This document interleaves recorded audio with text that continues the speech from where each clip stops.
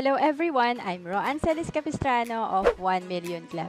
Kung bago ka pa lang sa channel ko, make sure to subscribe and hit the notification bell para lagi kang updated. Trabaho ka lang ng trabaho, lagi ka lang busy. So, hindi mo iniisip ano kayang pagbabago ang kailangan kong gawin para mag-improve ang sitwasyon. So, yan yung yung sobrang pagod na pagod ako that time. So, wag nyo i-ignore yung mga ganong moment na parang naawang-awa ka sa sarili mo na papasok ka sa trabaho mo or pagkagaling mo sa trabaho mo, pagod na pagod ka tapos magko-commute ka pa.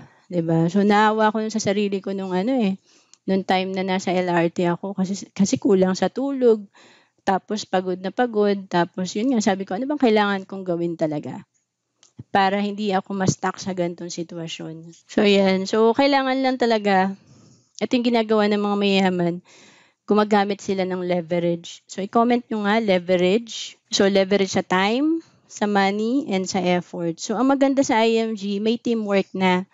So, ibig sabihin, merong time ng ibang trainer na pwede mong gamitin eh. 'Di ba? Merong video na yung iba sinasabi, Miss Roan, yung video mo, pinanood ko sa iba, nakaka-close naman. So, may leverage ka sa time kasi gumamit ka ng automation. Money, hindi na ikaw mag-build from the scratch ng business, 'di ba? Kasi meron ng nag-invest para sa atin eh. Sasakay na lang tayo sa platform. And of course, effort.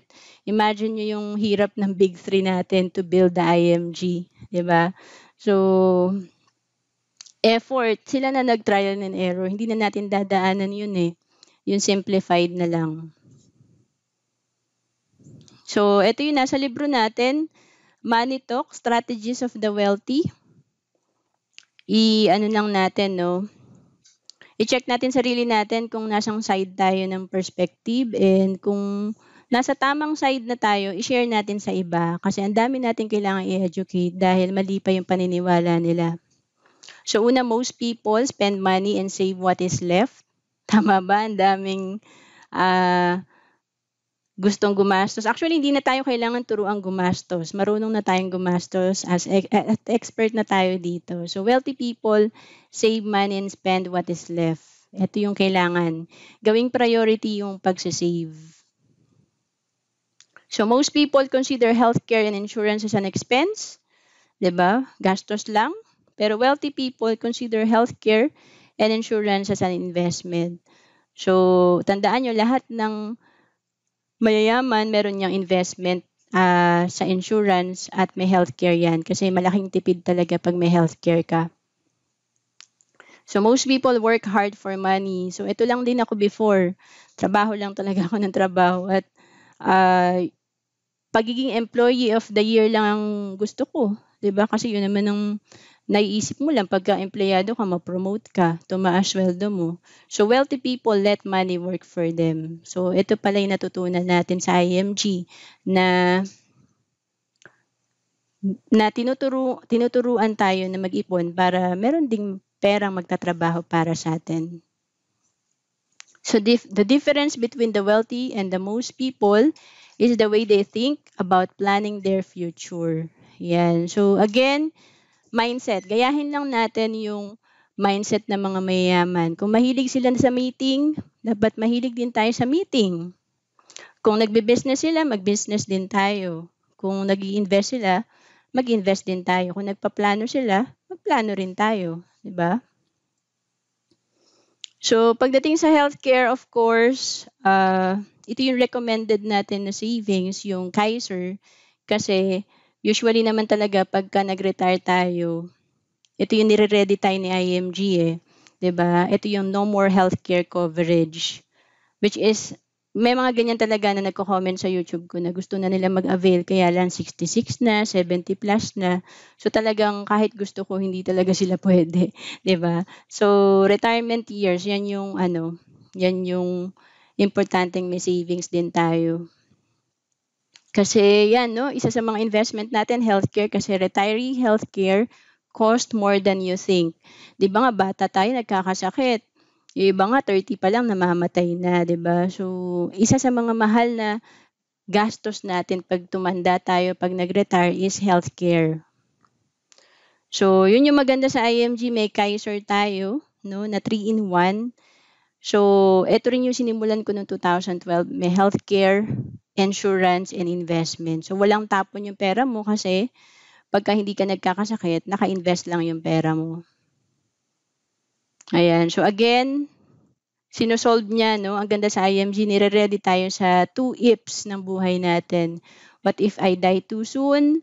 'Di ba? Meron tong life insurance na marireceive ng family natin. What if I live too long naman, ang haba ng buhay ko? Meron ka namang investment at healthcare, 'di ba? So again, napakaganda mag-invest kasi sa 3,000 per month na savings mo after 10 years, no, may 690,000 ka na. After 15 years, 1.5 na yan. And after 20 years, 3 million. 'Di ba? So, gawin natin siyang consistent kasi marami naman talaga nagsisave kaya lang yung tumutuloy na consistent, yun yung challenge eh. So, dapat i-challenge mo yung sarili mo na para ma-hit mo tong 3 million, ituloy-tuloy mo talaga tong 3,000 per month. Actually, ang 3,000 sa simula mabigat, lalo na kung breadwinner ka, nagtatrabaho ka sa Pilipinas lang, maliit sweldo mo. Pero pag nag-business ka, maliit lang tong 3,000 per month, 'di ba? And last slide, no? Ngayon, season ng bonus, 13th month, kailangan talaga bumawi tayo kasi minsan talagang may mga emergency sa bahay.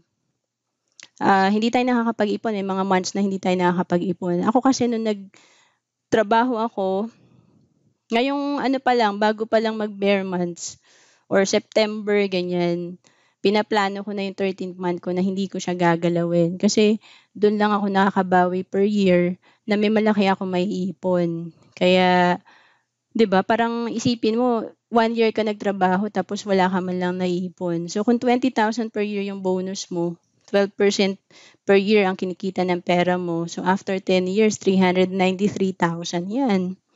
After 15 years, 835,000. And after 20 years, 1.6 million. 'Di ba? So, ito yun, kailangan huwag kang papayag na dumaan lang yung 13th month mo kasi every year yan binibigay. So, diyan ka makakabawi sa savings mo.